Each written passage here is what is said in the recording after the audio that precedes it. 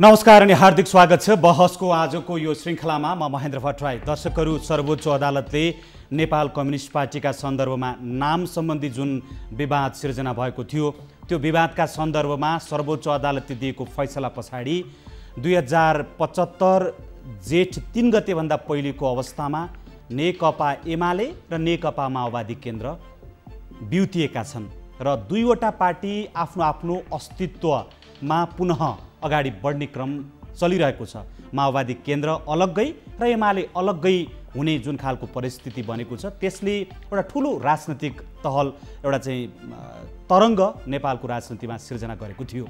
खास गरी सर्वोच्च अदालतको फैसला पछाडि माओवादी केन्द्र, साबिकको जो माओवादी केन्द्र थियो, अहिले प्रधानमन्त्री केपी शर्मा ओलीलाई समर्थन गर्ने तत्कालीन माओवादीका नेताहरू बाहेक अहिले मूलत साबिक माओवादी केन्द्र एकताबद्ध छ र ऊ आफ्ना रणनीतिहरू बैठक गरेर अगाडि बढाइरहेको छ।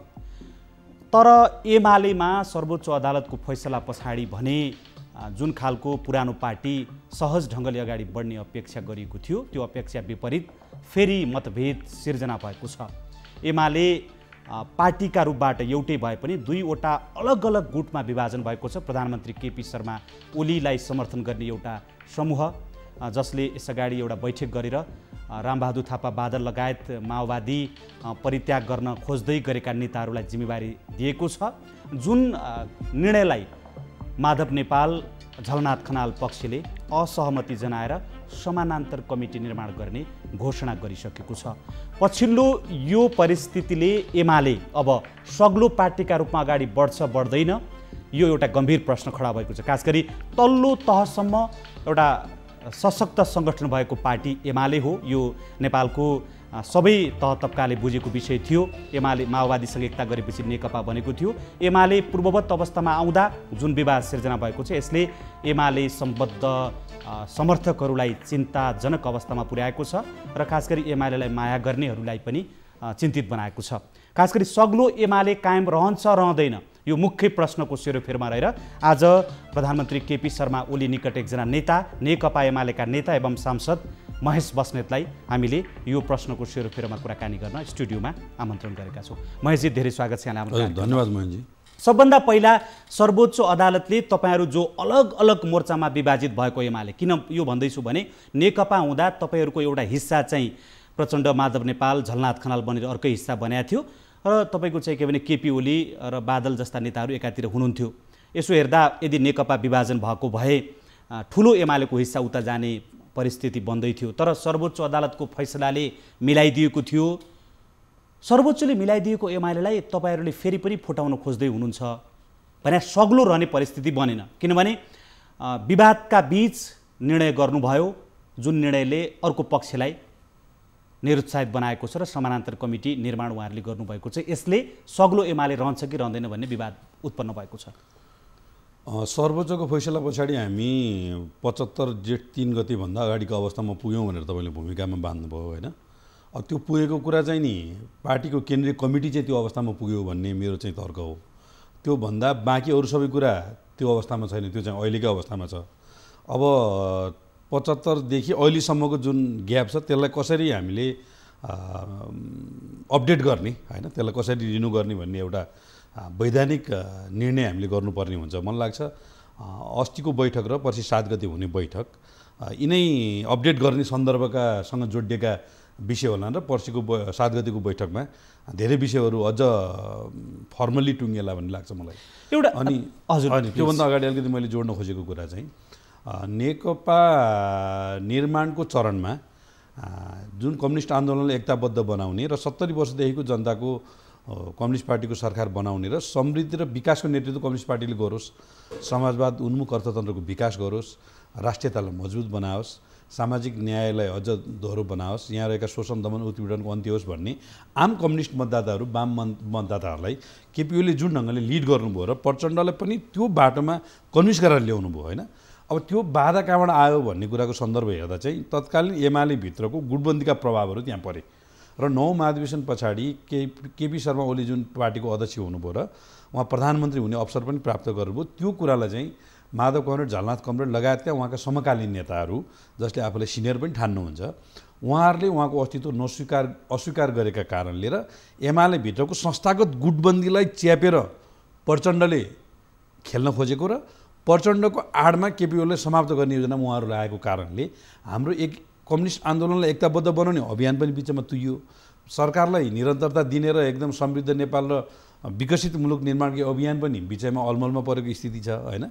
त्यसो भएको हुनाले अब मलाई जहाँसम्म लाग्छ कम्युनिस्ट आन्दोलनका नेताहरू जसले गम्भीर प्रश्न उहाँहरूमाथि उठेको छ, मूलतः माधव कमरेड, झलनाथ कमरेडले यसमा गम्भीर समीक्षा गर्नुपर्छ। अब प्रचण्ड कमरेड त पार्टी विभाजित भएर गइसक्नु भएको छ, त्यसो भएको हुनाले उहाँले समीक्षा गर्ने पाटो सीमित दायरामा होला, तर उहाँले गम्भीर समीक्षा गर्नुपर्छ र कम्युनिस्ट आन्दोलनलाई बचाउने हो भने नीति नेतृत्वलाई चाहिँ स्वीकार गर्नुपर्छ। महेशजी, अब अघि बैठकले अपडेट गर्यो र 7 गते पनि अर्को बैठक बस्दैछ, त्यही बैठकको निरन्तरता स्वरूप त्यसले थप अपडेट गर्नेछ भनेर भन्नुभयो नि। अस्ति बसेको बैठकले पार्टीका पदाधिकारीको जिम्मेवारीलाई हठात खोसेको छ, तपाईँको आयोजक समिति निर्माण गर्ने काम गरेको छ र उहाँहरूले भनेअनुसार विधान विपरीत 23-24 जना मान्छेहरूलाई जो माओवादी छोडेर आउन तयार हुनुहुन्छ उहाँहरूलाई केन्द्रीय समितिको जिम्मेवारी प्रदान गर्ने काम गरेको छ। यो चाहिँ विधान विपरीत हो, एकलौटी हो, जो चाहिँ पार्टीलाई विभाजनतर्फ लैजाने प्रधानमन्त्री केपी शर्मा ओलीको महत्त्वपूर्ण कदम हो भनेर उतापट्टिका नेताले अर्थ्याएका छन्। तपाईँ भविष्य भएको एकजना नेता, किनभने अहिले 1 नम्बरमा जसले मतभेद गरिराख्नु भएको छ उहाँहरू त अब बढी से बढी सक्रिय राजनीति धेरै कम छ, उहाँहरू आफैले पनि भनिराख्नु भएको छ, स्वीकार्नु भएको छ, तर लामो राजनीतिक भविष्य भएका तपाईँ जस्ता युवा नेताहरूका लागि यो मतभेदले के अर्थ राख्छ? अब नेकपा भित्रको विवाद अन्तर्विरोध अथवा एमाले भित्रको विवाद अन्तर्विरोध भित्री कारणहरू पद प्रतिष्ठा पैसा परिवार के थिए होला म जान्दिनँ, तर सतहमा दुईटा इस्यु उहाँले उठाउनु भयो। एउटा इस्यु उठाउनु भयो पार्टीको नेतृत्व चेन्ज गर्ने कुरा, अर्को इस्यु उठाउनु भयो पार्टीको सरकारको नेतृत्व चेन्ज गर्ने कुरा हैन। यो दुवै नेतृत्व चेन्ज गर्ने कुरा विधि पद्धति र प्रक्रियालाई आत्मसात गर्ने नेतृत्वले के बुझ्नुपर्छ भने पार्टीको नेतृत्व चेन्ज गर्ने कुरा चाहिँ महाधिवेशनबाट मात्रै सम्भव हुन्छ र सरकारको नेतृत्व चेन्ज गर्ने कुरा चाहिँ स्वाभाविक ढङ्गले जाने हो भने निर्वाचनबाट मात्र स्वाभाविक हुन्छ। निर्वाचनभन्दा बाहिर अविश्वास प्रस्ताव ल्याएर अथवा चाहिँ नि पार्टी विभाजन गरेर जुन एउटा चाहिँ अस्वाभाविक प्रक्रियाबाट कम्युनिस्ट पार्टी विभाजित हुन खोज्दैछ यो चाहिँ एकदम गलत बाटो हो भन्ने कुरा चाहिँ आजको नेपालको राजनीतिको बहस हो। त्यसो भएको हुनाले नेकपा एमाले 75 जेठ 3 गतेको अवस्थामा गइसके पछाडि अब हामीले यो पार्टीको 10औं महाधिवेशन गर्नुपर्छ, किनभने 9औं महाधिवेशनको 5 वर्षको कार्यकाल अब अदालतले 75 साल जेठ 3 गते अवस्थामा पुर्याइदिएको कारणले हाम्रो कार्यकाल बाँकी छ भन्न मिल्यो हैन, अर्को 2 वर्ष हामीसँग होला। तर अहिलेको मैले अपडेटको कुरा गरेको कारणले अब हामीसँग धेरै समय छैन। त्यसो भएको हुनाले मङ्सिर 2 देखि 6 गतेसम्म महाधिवेशन गरौँ। महाधिवेशन गरिसके पछाडि वैचारिक विषयहरू जस्तो जनताको बौद्धले जनवादलाई मार्गदर्शक सिद्धान्त मान्ने कि नमान्ने लगायतका यो निर्णय गर्नुभयो तपाईँहरूले। तर मैले के भन्नु खोजेँ भने महेशजी, यति धेरै महत्त्वपूर्ण निर्णय जो महाधिवेशनमा जाने निर्णय तपाईँहरूको पार्टीका लागि अत्यन्तै उत्सव जस्तो निर्णय हो, केन्द्रीय कार्य समितिमा मान्छे थप्ने पदाधिकारीको सबैको जिम्मेवारी खोसिने जुन कुरा छ, यति महत्त्वपूर्ण निर्णय गर्दै गर्दा सिङ्गो माधव नेपाल झलनाथ खनाल पक्ष भनेर जो अलग समानान्तर कमिटीको अभ्यास पहिले पनि गरिरहेको थियो र अहिले पनि फेरि बाध्य भएर गर्दैछु भनेर भनिराख्नु भएको छ, उहाँहरूलाई जानकारी नदिएर गर्नु भने त तपाईँहरूलाई एमाले भन्ने पार्टीमा चाहिँ ढोका बन्द छ है भनेर भने हो नि। म ती पुग्दैछु।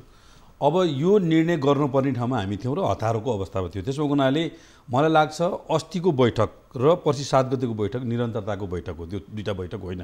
र यो बैठकभन्दा अगाडि उहाँहरूलाई बैठकमा ल्याउनको लागि प्रयत्नहरू व्यापक रूपमा भए, तर दुईटा संशयपूर्ण घटना, एउटा चाहिँ नि आशंका जन्माउने घटना यो बिचमा घट्यो। एउटा घटना के घट्यो भन्दाखेरि स्वयं माधव कमरेड र झलनाथ कमरेडहरू नेकपा एमाले भइनदा अस्तित्वमा रहेको नेपाल कम्युनिस्ट पार्टीको बैठक नरहेको हैन, संविधानले अदालतले अस्वीकार गरेको गैर कानुनी भइसकेको नेपाल कम्युनिस्ट पार्टीको बैठक बसेर बिदा भएर आउने स्थिति बन्यो।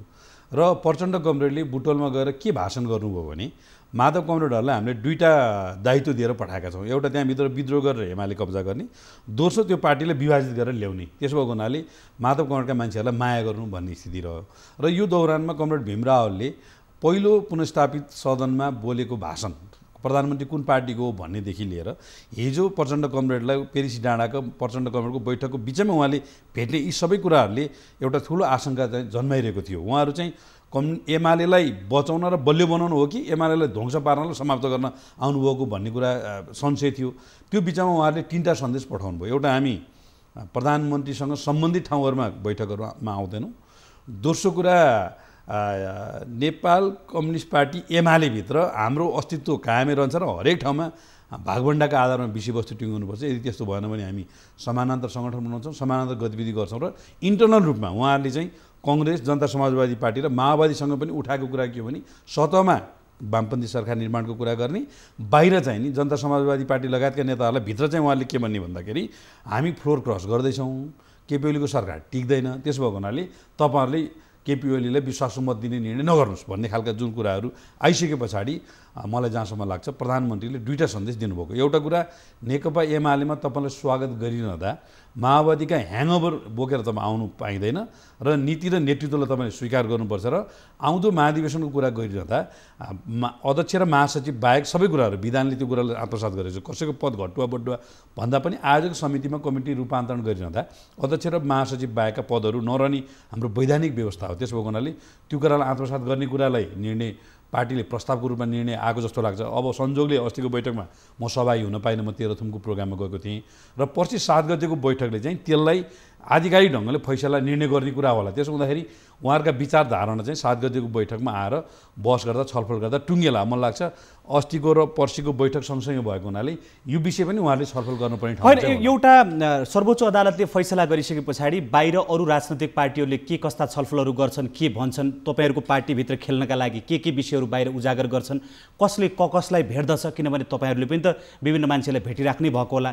यो विषयलाई आधार मानेर अनौपचारिक ढङ्गबाट भएका गतिविधिहरूलाई आधार मानेर यो पार्टी निर्माणमा सँगसँगै हिँडेका नेतालाई आशंका गरेर जुन एकलौटी ढङ्गले निर्णय गरेका छन् त्यसले त तीव्र ह्युमिलेसन गरेको अथवा अपमान गरेको रूपमा उहाँहरूले बुझ्नु भएको छ नि। अब हामीभित्र यति ठुलो अन्तर्विरोध सिर्जना भयो कि एकले अर्काको अस्तित्व अस्वीकार गर्ने तहसम्मको अन्तर्विरोध सिर्जना भयो।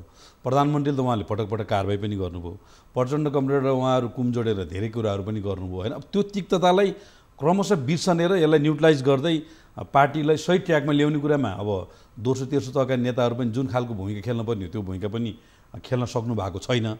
र मलाई जहाँसम्म लाग्छ यो कुरा गर्ने कुरामा मूलतः माधव कमरेडले नै अलिकति भूमिका खेल्नुपर्छ। उहाँमा बाहिर चाहिँ विधि र प्रक्रियाको कुरा गर्ने अनि प्रधानमन्त्रीसँग चाहिँ बहुमत छैन भनेर चाहिँ एकदम च्याटी भाषण गर्दै हिँड्ने अनि आज प्रधानमन्त्रीसँग स्पष्ट बहुमत भएको कमिटीको अस्तित्वलाई अस्वीकार गर्ने, यो चाहिँ गुटको भेला हो भन्ने, गुटको बैठक हो भन्ने, हामी उहाँकालाई अस्तित्व स्वीकार गर्दैनौँ भनेर विद्रोहको चुनौती दिने, समानान्तर कमिटी बनाउने कुराको अभ्यास गर्ने जे कुरा उहाँले गर्न खोज्दै हुनुहुन्छ यसले नेकपा एमालेलाई फाइदा गर्दैन। र उहाँहरूलाई कुनै पनि सूचना नदिएर गरिएको बैठकलाई उहाँले जुन गुटको भेला भनेर भन्नुभयो नि त्यसलाई अन्यथा कसरी भन्ने, किनभने उहाँलाई त सूचनै गएको छैन भन्नुभएको छ। तपाईँले भन्नुभयो सन्देश दिनुभयो तर उहाँहरूका केन्द्रीय सदस्य कसैलाई पनि हामीलाई खबरै छैन भनेर सार्वजनिक रूपमा भन्नुभएको छ कि सबैले झुट बोल्नु भएको होला। सूचनाको कुरा चाहिँ के हुन्छ भन्दाखेरि एउटा संवादहीनताको जुन अवस्था थियो त्यो कारणले सूचना नभएको पनि हुनसक्छ अथवा कतिपय सन्दर्भ त कार्यालय सचिवले केन्द्रीय सदस्यहरूलाई बैठकमा आह्वान गर्न त कुनै माधव नेपाल र केपी ओली बीचको संवाद भइराख्नु पर्दैन थियो नि। त्यो त कुनै कम्युनिकेसन ग्याप पनि होला। यो बिचमा मैले भने 2-4 दिन चाहिँ म भ्याली बाहिर भएको हुनाले म पनि ग्यापमै छु। अब मलाई जहाँसम्म लाग्छ अब चाहिँ नि समानान्तर कमिटी बनाउने त्यो ढङ्गले जाने भन्दा पनि 7 गतेको बैठकमा उहाँहरू सहभागी हुने, बैठकका आफ्ना कुरालाई व्यवस्थित ढङ्गले राख्ने र त्यसलाई निर्णय गराउने प्रयत्न गर्ने। अब हामी लेनिनवादी सङ्गठनात्मक सिद्धान्तलाई स्वीकार गरेको कारणले सकभर निर्णय सर्वसम्मतिबाट हुन्छ, भएन भने पनि बहुमत अलमतले निर्णय होला। त्यसो भयो भने पनि मलाई लाग्छ केही समय चाहिँ उहाँहरूले विधि प्रक्रियालाई अवलम्बन गर्दै अगाडि जाने हो भने क्रमशः हामीभित्रको दूरी पनि घट्दै जान्छ र एकअर्काको अविश्वासको वातावरण पनि घट्दै जान्छ र ठिक ट्र्याकमा आउँदै गर्छ होइन। जसरी अब त्यो हामी चाहिँ त्रिशुलीमा त्यो सेती नदी मिसिएपछि लामो समयसम्म एउटा धार देख्छौँ नि, एउटा खण्डसम्म त्यो धार देखिन्छ नै, तर अब हामीले यो धार मार्ने कुरामा जानुपर्छ। र मूलतः माधव कमरेडहरूले के सन्देश दिन आवश्यक छ भने प्रचण्ड कमरेडले दिएको होमवर्कलाई कार्यान्वयन गर्न यहाँ आइरहनु भएको छ भन्ने आम रूपमा गइरहेको छ, त्यो होइन भन्ने कुरो दिनुपर्छ। जसरी प्रधानमन्त्रीले बोलाउनु भएको बैठकका निर्णयको विरुद्ध उहाँहरूले अर्याल होटलमा बैठक डाकेर हठात प्रतिक्रिया दिनुभयो। प्रचण्ड कमरेडले बोलेका कुराहरूको बारेमा उहाँले किन प्रतिक्रिया दिनु भएको छैन, किन माधव कमरेड बोलिरहनु भएको छैन? एउटा वक्तव्य निकाल्ने अथवा एउटा चाहिँ सार्वजनिक मिडियामा अन्तर्वार्ता दिए पनि हुन्थ्यो नि। त्यसबाट के संशय पैदा भएको छ भने वामपन्थी सरकारको भजन जपिरहने, केपी ओलीको सरकारलाई ढाल्नको निमित्त भित्री रूपमा षड्यन्त्र गरिरहने अनि अविश्वास प्रस्ताव आउँदा अथवा विश्वासको मत फिर्ता लिँदा त्यो दुवै प्रक्रियामा सांसदहरूलाई चाहिँ फ्लोर क्रस गराउने, असंसदीय अभ्यासमा जाने, अब विधि प्रक्रियाको कुरा चाहिँ गरिरहने, तर प्रधानमन्त्री र अध्यक्षको हैसियतले केपी ओलीको अस्तित्व अस्वीकार गर्ने र सरकार ढाल्नेदेखि लिएर अध्यक्षलाई समाप्त गर्नेसम्मकै षड्यन्त्रमा लागिरहने हो भने त केपी ओली मात्रै एकदम चाहिँ नि दयावान र चाहिँ नि एकदम चाहिँ नि क्षमावान भएर चाहिँ अगाडि बढ्नुहुन्छ भन्ने अपेक्षा त उहाँले गर्नु हुँदैन नि। त्यो संशयलाई चाहिँ उहाँहरूले दूर गराउनुपर्छ। त्यो गर्ने कुराको चाहिँ प्रक्रिया उहाँहरूबाट पनि सुरु हुनुपर्छ भन्ने लाग्छ। हामी यो सन्दर्भ फेरि दिन्छौँ दर्शकहरू। नेकपा एमालेका नेता महेश बस्नेतसँग बहसको आजको यो श्रृङ्खलामा हामी नेकपा एमाले भित्र जुन तीव्र विवाद, सर्वोच्च अदालतको फैसला पछाडि सग्लो बनेको पार्टी फेरि विवादित बनेको छ, यो सन्दर्भ जोडिरहेका छौँ। एउटा छोटो विश्राम लिन्छौँ, त्यस पछाडि फेरि उपस्थित हुनेछौँ।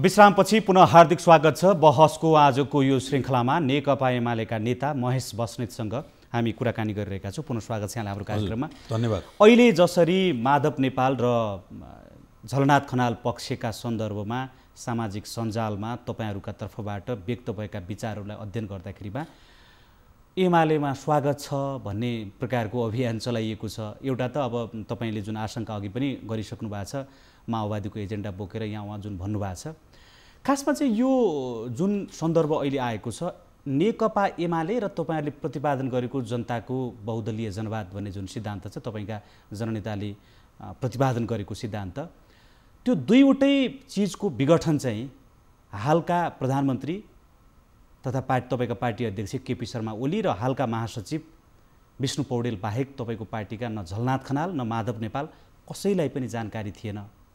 एमाले विघटन गर्ने र जब विघटन गर्ने काम गरेर जनताको जनवाद बनाउने र नेकपा बनाउने काम उहाँहरूले गर्नुभएको थियो, जबकि झलनाथ खनाल माधव नेपाल जस्ता नेताहरूले त माधव नेपालले त गर्नुभएको छ नि, झलनाथ खनाल त्यसको विरोधै गर्नुभएको थियो, विधि सम्पद भएन भनेर। अहिले अब सर्वोच्च अदालतले फैसला गरेर पूर्ववत पार्टी स्थापित हुँदै गर्दा झलनाथ खनाल माधव नेपाल जस्ता नेताहरूलाई एमालेमा स्वागत छ भनेर जुन अपमान गर्ने काम भएको छ नि, यसले चाहिँ तपाईँहरूको दरार चाहिँ झन् बढ्या छ जस्तो लाग्दैन? अब यसले के बुझ्नु पर्यो भने आफूले तपाईँहरू पहिले एमाले भएको, उहाँहरू आउँदै गरेको जस्तो त यो भयो नि। यो त होइन, आफूले सम्मान खोजिनदा अरूले सम्मान गर्ने कल्चर पनि सुरु गर्नुपर्छ होइन। र जुन खालको विडम्बना नेताहरूको इगोको कारणले बन्यो, यो आम कार्यकर्ताहरूको आम जनताको इगोको प्रश्न होइन। यो प्रश्न चाहिँ मूलतः माधव कमरेडले आफूलाई अपमान भएको फिल गर्ने, आफूलाई जिम्मेवारी नदिएको फिल गर्ने र एउटा महाधिवेशनदेखि अर्को महाधिवेशनको बिचमा अध्यक्ष बिना बस्न नसक्ने र प्रधानमन्त्री बिना बस्न नसक्ने उहाँको जुन एउटा मनोगत एउटा समस्या देखियो।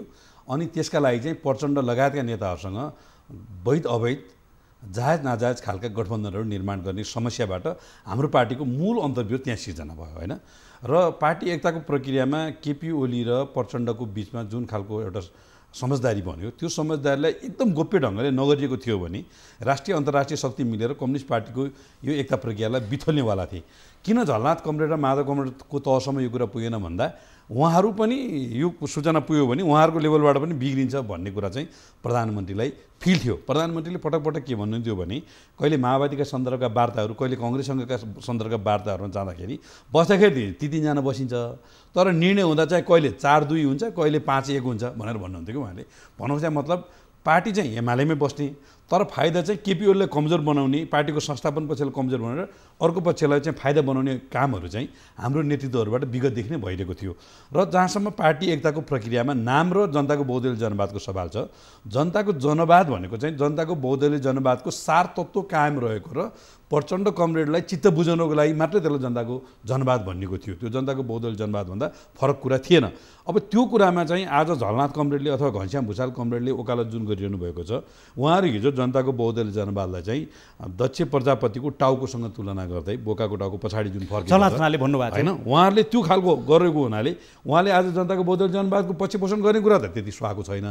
अब अहिले जुन माओवादीसँग उहाँको प्रचण्डसँग, मूलतः माओवादीसँग भन्दा पनि प्रचण्डसँगको उहाँहरूको साँठगाँठलाई हाम्रो पङ्क्तिले किन पचाएन भने हिजो एकता प्रक्रियालाई घोषित ढङ्गले अगाडि बढाउँदाखेरि वैध ढङ्गले दुईवटा पार्टीको एकता भयो। अब प्रचण्ड कमरेडले बिचमै 2 महिना पनि नकुरिकन अध्यक्षबाट हटाउने, 2 वर्ष पनि नकुरिकन प्रधानमन्त्रीबाट हटाउने जुन हरकत कार्यशैलीको कुरा हो। तपाईँहरूको एमाले विघटन गर्ने तपाईँको अध्यक्ष होइन प्रधानमन्त्री, अनि जब विघटन गर्ने पनि तपाईँको अध्यक्ष प्रधानमन्त्री, अनि अब तपाईँको झलनाथ खनाल र माधव नेपाललाई चाहिँ अहिले तपाईँहरूले त भन्नुभयो बादल र उहाँका समर्थकहरू छुट्टो बहादुर रामे जस्ता नेताहरू जो माओवादी आन्दोलनबाट आउनुभएको छ, तपाईँहरूलाई अहिले यो खण्डमा सपोर्ट गर्नुभएको छ, एमाले पार्टी बनाउने नेताहरूलाई चाहिँ एमालेमा स्वागत छ भन्ने परिस्थिति हुँदा त त्यो त अलिकति बचकना भयो कि, अथवा त्यसलाई चाहिँ स्वाभाविक ढङ्गले कसरी लिने, त्यसले चाहिँ एकताको वातावरण कसरी बन्यो भन्न खोजेको क्या? त्यो चाहिँ तपाईँहरू बादललाई नेता मान्न तयार, तर माधव नेपाल र झलनाथ खनाल नेता मान्न तयार। मैले त्यो कुरा तपाईँको प्रश्नको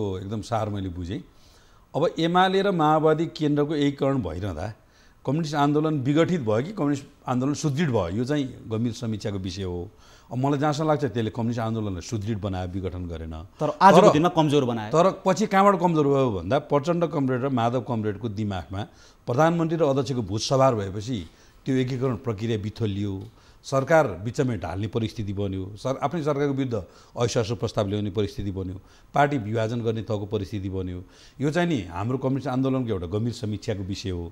अब जहाँसम्म अहिले पछिल्लो चरणमा सर्वोच्च अदालतले नेकपा एमाले र माओवादी केन्द्रलाई बिउताइ दिइसके पछाडि किन उहाँहरूलाई एमालेमा स्वागत भनियो होला भने उहाँहरू त प्रचण्ड कमरेडसँग साँठगाँठ गरेर साबिक एमाले र साबिक माओवादी नबन्नको लागि प्रयत्न भइरहेको थियो र जबरजस्ती सर्वोच्च अदालत फैसला पछाडि उहाँले त्यो नबन्नको लागि त तपाईँहरूको तर्फबाट पनि प्रयत्न भइरहेको थियो नि। नेकपामा दाबी थियो नि तपाईँहरूको पनि, सुरेश सिन्हा र नेकपामा दुवैजनाले दाबी गरिरहेको थिए, तपाईँहरूको पनि त्यही दलिल थियो भने तपाईँहरूले चाहिँ एमाले बिउताउन चाहेको। मूलत तपाईँ आफै व्यक्तिगत रूपबाट तपाईँ आफै त एमाले बिउताउन चाहिरहेको नेताका रूपमा परिचित हुनुहुन्थ्यो, किनभने एउटा एमाले नामको अर्कै पार्टी दर्ता तपाईँको नीति निर्देशनमा भएको भनेर मान्छेहरूले भनिरहेका थिए। यसको बारेमा त तपाईँ भन्नुहोला, तर बाँकी सिङ्गो आधिकारिक रूपबाट भन्ने हो भने त तपाईँको खेमाले पनि एमाले बिउताउनु पर्यो त कहीँ पनि भनेको थिएन। नेकपा हामी आधिकारिक हौँ, सूर्य चिन्ह हाम्रो हो भन्ने यही दाबी दुवैजनाले गरिरहेको थिए। त्यसो हुँदा तपाईँहरूले चाहिँ एमाले चाहेको, झलनाथ खनाल माधव नेपालले चाहिँ एमाले नचाहेको भन्ने कोणबाट कसरी भयो? अब लिगेसी र स्कुलिङको कुरा हुन्छ क्या। जब हामीभित्र अन्तर्विरोध भएर पार्टी विभाजन हुने तहसम्म पुगेर हाम्रै मान्यज्यूहरूले सरकारको विरुद्ध अविश्वास प्रस्ताव ल्याउने तहसम्मको स्थिति बनिसके पछाडि केपी ओलीले नेतृत्व गरेको नेपाल कम्युनिस्ट पार्टी नेकपा तत्कालीन सर्वोच्च अदालतको फैसलाभन्दा अगाडि त्यो चाहिँ एमालेको ब्याकग्राउन्ड, एमालेको स्कुलिङ र जबजको मार्गदर्शनमा सङ्गठित शक्ति हो भन्ने बुझाइ आम जनताको पनि रह्यो, हाम्रो पनि रह्यो, आम कार्यकर्ताको पनि रह्यो। प्रचण्ड कमरेड र माधव कमरेडको साँठगाँठ चाहिँ मूलतः माओवादी केन्द्रको नेतृत्वमा एमालेको एउटा चोइटा अथवा एउटा पङ्क्ति गएर बनेको भनिरह्यो र त्यो चाहिँ नि सभा मार्फत विभिन्न सभाहरूमा प्रकट भए, तल तलका आन्दोलन मार्फत प्रकट भए, तल तलका शक्ति प्रदर्शनहरू मार्फत प्रकट भए। जब सर्वोच्चले फैसला गरिदिइसके पछाडि केपी ओलीको नेतृत्व जुन 9औं महाधिवेशनबाट एमालेको नेता अध्यक्षको रूपमा उहाँलाई चाहिँ महाधिवेशनले छनौट गरेको थियो, त्यसमा चाहिँ माधव कमरेड र झलनाथ कमरेड पनि सहमति भएर आउनुभयो। यो चाहिँ एकदम खुसीको कुरा हो। तर यो सहमति भएर आइरहँदाखेरि मैले अहिले पनि भने प्रचण्ड कमरेडको र उहाँको त्यो पुरानो लिगेसी र पुरानो साँठगाँठलाई चाहिँ छोडेर अब इमान्दारीका साथ एमालेलाई बनाउने अभियानमा लाग्ने र आउँदो महाधिवेशन पछाडि उहाँका कुनै नेतृत्वमा दाबी होला, कुनै वैचारिक बहस होला अथवा रणनीतिक कार्यनीतिमा होला भने, तर उहाँहरू त स्वतः स्वीकार गरेर आइसकेको मानिसहरूलाई बैठकमा पहिलो कुरा त औपचारिक निर्णय गर्नुभन्दा पहिले तपाईँहरूका बिचमा बैठक हुने अपेक्षा सायद उहाँले गर्नुभएको थियो, त्यो पनि भएन। तर बैठकबाट निर्णय गरेर अब तपाईँहरू बैठकमा आउनुहोस् भने चाहिँ उहाँलाई के थपडी बजाउनु बजाउनुहोस्, नभए चाहिँ इच्छा लाग्छ भने जानुहोस् भन्नुभन्दा अर्को के विकल्प थियो? होइन, त्यो बैठकमा विशेष निर्णय गर्नुपर्ने के थियो भने मूलतः मुख्य निर्णय चाहिँ उहाँहरूलाई बोलाएर गरे भए के हुन्थ्यो? म भन्छु नेकपाभित्र केन्द्रीय कमिटीमा रहेका पूर्व माओवादीका 22 जना जो साथीहरू त्यो नयाँ मान्छे हो, विधान विपरीत भन्नुभएको छ उहाँहरूले। त्यो त सुन्नु, नेकपाभित्रको 22 जना जो केन्द्रीय सदस्य छ उहाँहरू माओवादी केन्द्र छोडेर एमालेसँग आउँछु भनिसके पछाडि उहाँहरूलाई साबिक पदको जिम्मेवारी दिनुपर्ने दायित्व हामीसँग थियो होइन। त्यो कुरालाई यदि उहाँहरूसहित आउँदाखेरि उहाँहरूको त्यो निर्णयमा उल्टाउने खालको हैसियत त थिएन, तर त्यसलाई नै उहाँले असहमति गरेर भाँडभैलो गर्ने एउटा स्थिति बन्ने स्थिति पनि होला। त्यही भएर विशेष निर्णयको रूपमा त्यो निर्णय गरिसके पछाडि पार्टीले औपचारिक बैठक डाक्यो। महेशजी, अनि 22 जना जो नयाँ मान्छे आउनुभएको छ उहाँहरूलाई तपाईँको पार्टीमा जिम्मेवारी दिएर जो हुँदा खाँदाका जिम्मेवार नेता हुनुहुन्छ उहाँहरूलाई ढोका बन्द गर्नुले तपाईँले के उपलब्धि हासिल गर्नुहुन्छ र भने चाहिँ तपाईँको भुइँको खोज्दा पोल्टाको चाहिँ भुइँमा खस्ने परिस्थिति बन्दैछ होइन? होइन, 22 जना नयाँ साथीहरू होइन, 22 जना चाहिँ नेकपाका केन्द्रीय सदस्य एमालेका सन्दर्भमा एमालेमा उहाँ आउने कुरा गर्नु पर्यो, उहाँलाई विशेष निर्णयले सम्बोधन गर्नुपर्ने स्थिति बन्यो। अब 22 जनाले सम्बोधन गरिरहँदा अरू कसैको पद त निष्कासन गरेको जायज नाजायज जस्तो भनौँ न, विगतमा प्रधानमन्त्रीको पोस्ट निष्कासन भयो, अब मलाई पनि उहाँले कारबाही गरेको पछिल्लो भन्नुभयो होइन, उहाँले जे खालको बचपना देखाउनु त्यो त नेकपा हुँदाको अवस्था भयो त, एमाले हुँदाको अवस्था होइन। अहिले एमाले पनि उहाँलाई कुनै कारबाही साँठगाँठ र जायज नाजायज सम्बन्धको जुन तपाईँले बारम्बार कुरा उठाउनु भएको छ माधव नेपाल र प्रचण्डका बिचमा, तर अब व्यवहार त के देखिन्छ भने पहिला प्रचण्डसँग एमालेलाई मिलाउने मान्छे केपी ओली हो, माधव नेपाल होइन। साँठगाँठको कुरा गर्नुहुन्छ भने त्यहाँ साँठगाँठ भयो केपी ओली र प्रचण्डको बिचमा। त्यस पछाडि लामो समयसम्म प्रदेश सरकारहरू बनाउनेदेखि थुप्रै सवालहरूमा चाहिँ केपी ओली र प्रचण्डका बिचमा साँठगाँठ अथवा सहमति भयो, जसले गर्दा माधव नेपाल प्रायः सधैँ कर्नरमा पर्नु पर्यो, अल्पमतबाट नोट अफ डिसेन्ट लेखेर हिँड्ने परिस्थिति बन्दै थियो। आफूले सहमति छलफल गर्दा प्रचण्डलाई साथमा लिएर अगाडि बढ्दा चाहिँ के भने सबै जायज हुने, अनि माधव नेपालले चाहिँ पछि गुटबन्दी हुँदै गर्दा माधव नेपाल र प्रचण्ड एक ठाउँमा आउनुभयो, त्यस्तो बेलामा चाहिँ उहाँहरूको सबै गुटबन्दी अथवा उहाँहरूको सहमतिलाई चाहिँ नाजायज भन्ने जुन तपाईँहरूको कुरा छ नि, यसले चाहिँ आफूले गर्दा जे पनि ठिक, अरूले गर्दा बेठिक भन्ने भएन र? त्यो त मैले अहिले पनि भने यो कुरा, नेपाल कम्युनिस्ट पार्टी नेकपा बनिरहँदा एमालेको स्कुलिङ र जनताको बहुदलीय जनवादको मार्ग निर्देशनलाई अझ बलियो बनाउने र मूलत माओवादीको जो समाप्तिको दिशातर्फ गएको सङ्गठन र पार्टीलाई समाहित गर्दै वास्तवमा माओवादीको एमालेकरण गर्ने अभियान थियो। यद्यपि हामीले नाम एमाले राख्न सकेनौँ होला, जनताको बहुदलीय जनवाद सट्टा जनवाद भन्यो होला, त्यो अभियानको नेतृत्व केपी शर्मा ओलीले गर्नुभयो। अब प्रचण्ड र माधव कुमारको सहकार्यले चाहिँ के भयो भन्दाखेरि एकीकृत कम्युनिस्ट आन्दोलनलाई विभाजित गर्ने भयो।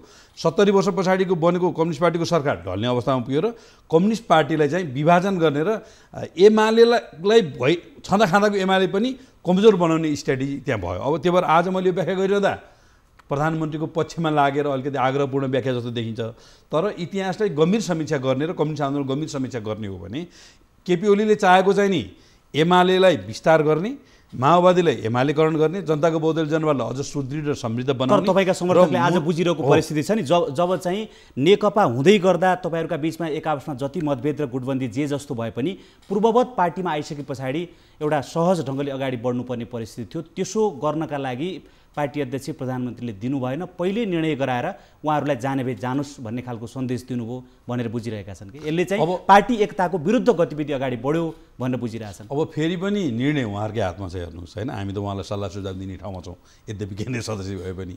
अब यो ऐतिहासिक क्षणलाई उहाँले गम्भीर ढङ्गले समीक्षा गरेर विगतका कमी कमजोरीहरूलाई स्वीकार गरेर मूलत प्रधानमन्त्रीलाई अध्यक्षको रूपमा मङ्सिर 2 सम्म मान्नलाई के गाह्रो भयो होइन, र निर्वाचन अब बढीमा 23 महिना, घटीमा मङ्सिरमा पनि हुनसक्छ भनेर विश्लेषण गरिँदैछ।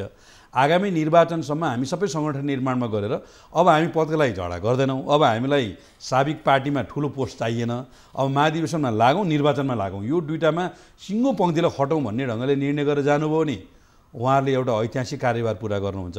अब होइन अहिले फेरि पनि झगडा गर्ने, फेरि पनि समानान्तर कमिटी बनाउने, फेरि पनि यहाँ बसेर प्रचण्डलाई फाइदा हुने काम गर्ने, फेरि कारबाही गर्नुहुन्छ तपाईँहरू, आन्दोलनलाई सक्ने दिशामा जानुभयो र एक थरीले फ्लोर क्रस गर्ने, अर्को थरीले कारबाही गर्ने एउटा परिस्थिति सिर्जना भयो भने मलाई लाग्छ यसले चाहिँ नि कम्युनिस्ट आन्दोलनलाई कमजोर बनाउँछ र यसले भविष्यको दिनमा उहाँहरूमाथि गम्भीर प्रश्न खडा हुन्छ। एक अर्काको हुर्मत लिने जुन परिस्थिति सिर्जना बन्दैछ, एउटाले फ्लोर क्रस गर्न खोज्ने, समानान्तर कमिटी बनाउने, अर्कोले कारबाही गर्ने, उहाँहरूका जिम्मेवारी खोज्ने जुन परिस्थिति बन्दैछ, एकअर्कालाई पत्तासाफ गर्ने यो योजनाले, यो चाहिँ तपाईँको अभियानले अन्तत्वगत्ता ढिलो चाँडो, तपाईँले मङ्सिर भनिसक्नु भएको छ, छिटोमा ढिलोमा 23 महिनापछि निर्वाचन हुन्छ भनेको छ, कम्तीमा निर्वाचनमा जाँदै गर्दा दुईवटालाई एकअर्कालाई पत्तासाफ गर्ने परिस्थितिले फाइदा तपाईँको जुन पार्टी छ नि एमाले त्यसलाई गर्छ र?